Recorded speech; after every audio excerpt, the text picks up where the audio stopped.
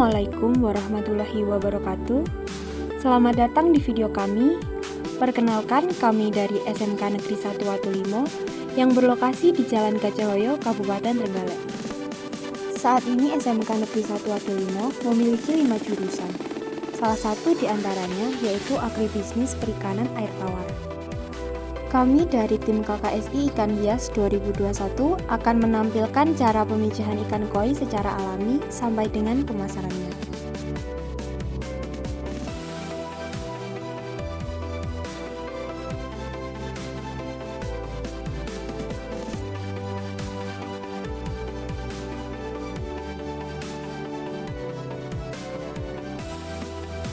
Langkah awal yang harus dilakukan adalah menyiapkan alat persiapan pemijahan. Alat-alat yang digunakan yaitu sebagai berikut.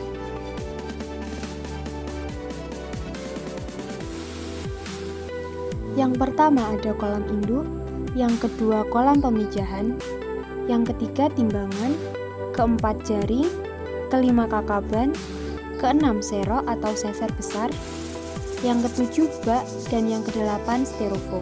Setelah persiapan alat selesai, selanjutnya menyiapkan wadah yang akan digunakan untuk pemijahan. Media yang kami gunakan yaitu bak fiber ukuran besar berbentuk oval. Sebelum digunakan, bak fiber harus dibersihkan atau disterilkan agar tidak menimbulkan penyakit dan bakteri. Pastikan setelah dibersihkan, bak fiber melewati tahap pengeringan selama 1 hari.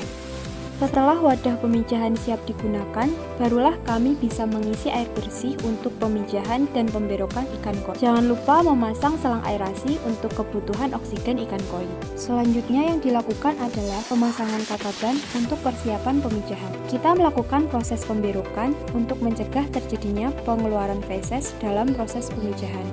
Pemilihan indukan jantan harus melihat kualitas spermanya.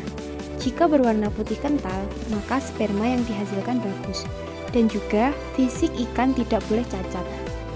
Lalu, pastikan memilih indukan betina yang perutnya besar dan saat diraba terasa ada telurnya, dan juga memilih telur yang sudah matang gonat atau sudah siap untuk dipijahkan. Penimbangan awal berat ikan sebelum melakukan pemijahan dilakukan terlebih dahulu perhitungan fekunditas, agar mengetahui berat akhir setelah pemijahan. Pemijahan dilakukan dengan cara poliandri, yaitu dengan memijahkan lebih dari 2 indukan jantan dan 1 indukan betina. Dan juga untuk mengantisipasi agar tingkat keberhasilan pemijahan lebih tinggi.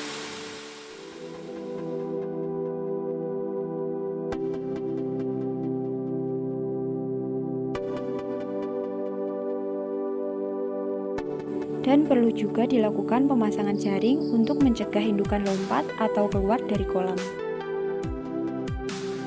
Saat proses pemijahan, indukan jantan akan mengerumuni indukan betina. Pada saat indukan sudah bertelur, jangan lupa indukan dikembalikan ke kolam sebelumnya untuk mengantisipasi agar telur tidak dimakan oleh indukan. Telur yang ada di kakaban usahakan tetap terendam di dalam air agar telur bisa menetas dengan baik. Dalam tempo 2-4 hari, telur mulai menetas. Saat sudah menetas, maka kakaban atau jaring dipindahkan ke kolam lain untuk mengurangi kerusakan kualitas air.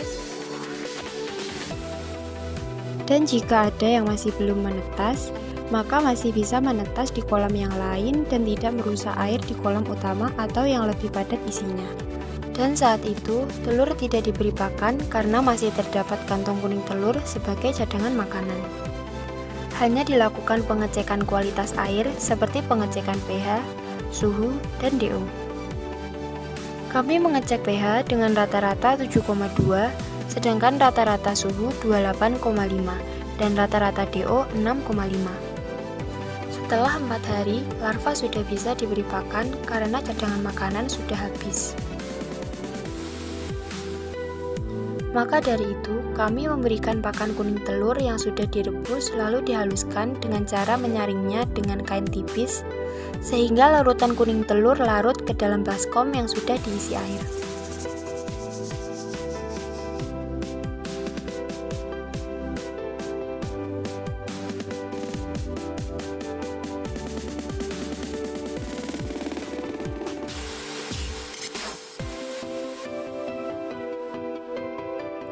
Selanjutnya, kuning telur dimasukkan ke dalam botol yang sudah disiapkan.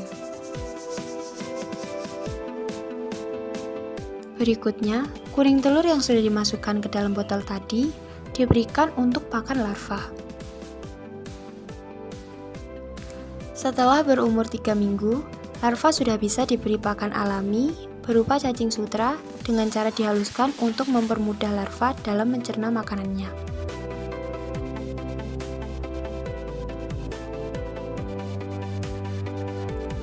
Tujuan pemberian cacing yang sudah dihaluskan adalah untuk mengurangi darah maupun kotoran yang terdapat pada cacing tersebut. Pemberian pakan cacing yang terkontrol juga dapat mengurangi ikan yang bongsor. Cacing yang sudah dihaluskan kemudian dimasukkan ke dalam botol yang sudah disiapkan agar mempermudah pemberian pakan.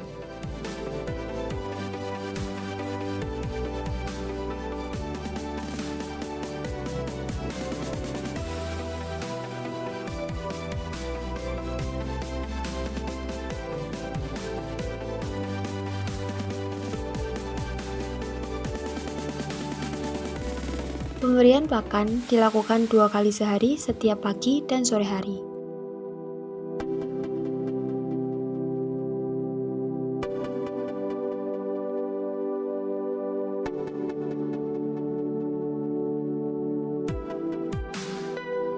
Perlakuan sehari-hari dilakukan pergantian air atau penyiponan setiap 3 hari sekali. Pergantian air dilakukan dengan cara menyedot air dengan selang spiral, tidak lupa juga memakai corong yang dilapisi kain halus supaya benih tidak ikut tersedot. Lalu menambahkan air baru ke dalam kolam. Pengecekan kualitas air mulai dari pH, suhu, DO dilakukan setiap pagi dan sore hari agar keadaan air tetap terkontrol. Tujuan pemberian tepung sidat adalah untuk memenuhi kebutuhan protein bagi larva sebagai makanan pendukung selain cacing maupun pelet.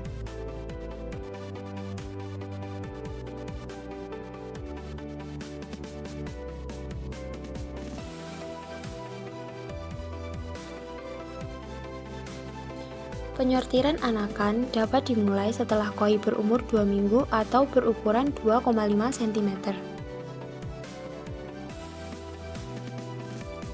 Ada beberapa ekor koi yang umumnya tumbuh terlalu bongsor dan sebagian lagi sangat lambat.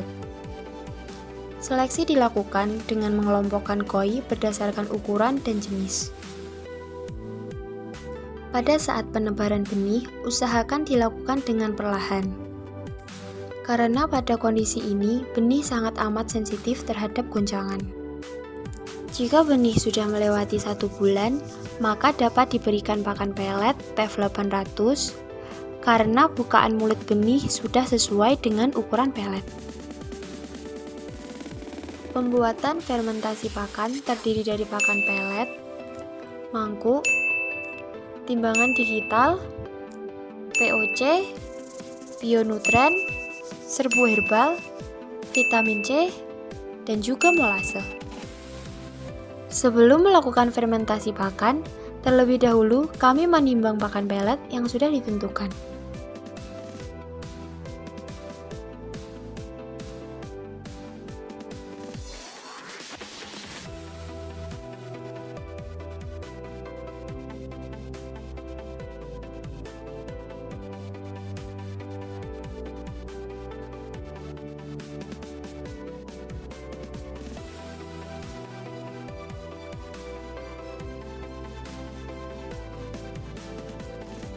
Selanjutnya, menimbang campuran antara POC, bionutren, vitamin C, serbuk herbal, dan juga molase. Lalu campuran tersebut diaduk secara merata dan dicampurkan ke pakan pelet yang sudah ditimbang tadi.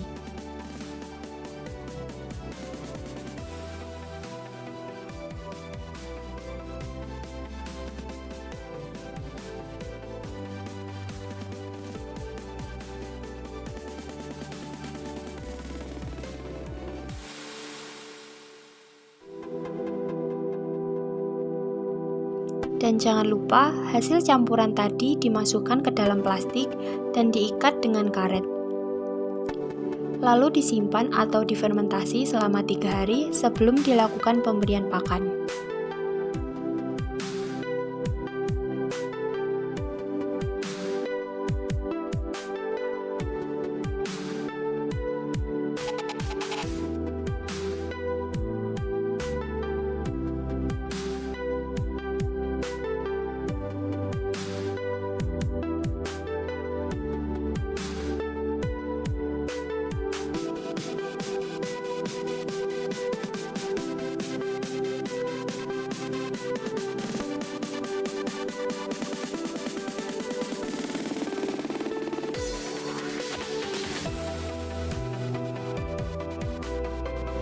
Setelah 3 hari fermentasi, pakan bisa diberikan ke benih koi untuk menambah kandungan nutrisi dan mempermudah dalam mencerna makanan.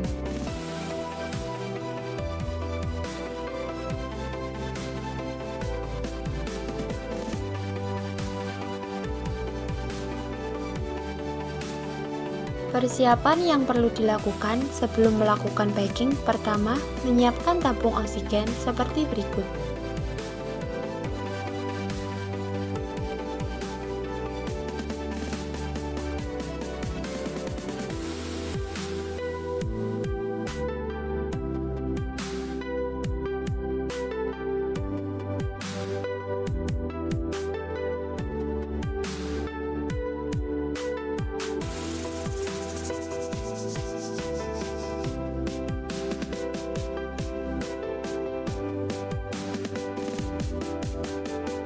Setelah menyiapkan tabung oksigen, barulah menyiapkan alat-alat lain seperti serok, bak, timba, plastik, dan lain-lain.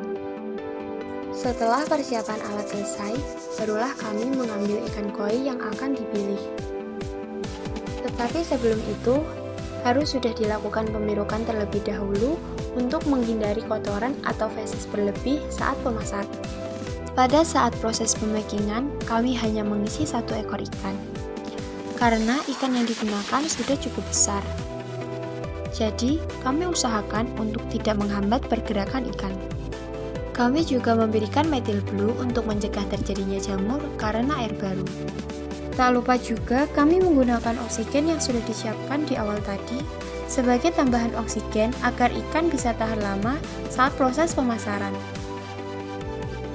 Kami juga menggunakan karet untuk mengikat kantong plastik agar tertutup dengan kuat.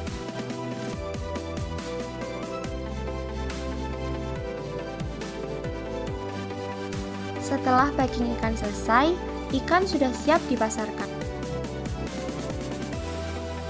Pemasaran adalah suatu proses pendistribusian barang atau jasa dari produsen ke konsumen. Pemasaran yang kami lakukan secara pasif dan aktif.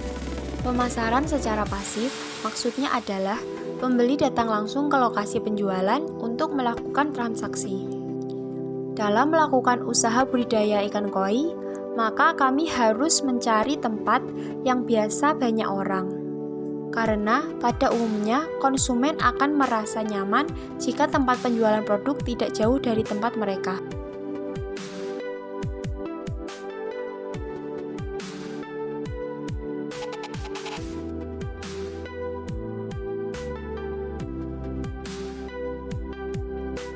Pemasaran secara aktif maksudnya adalah memasarkan produk kepada calon konsumen melalui media sosial.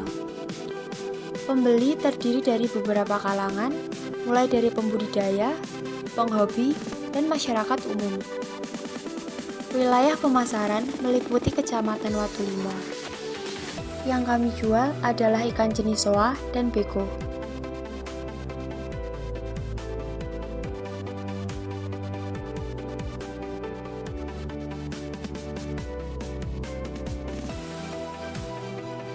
Demikian video kegiatan budidaya ikan koi yang kami lakukan.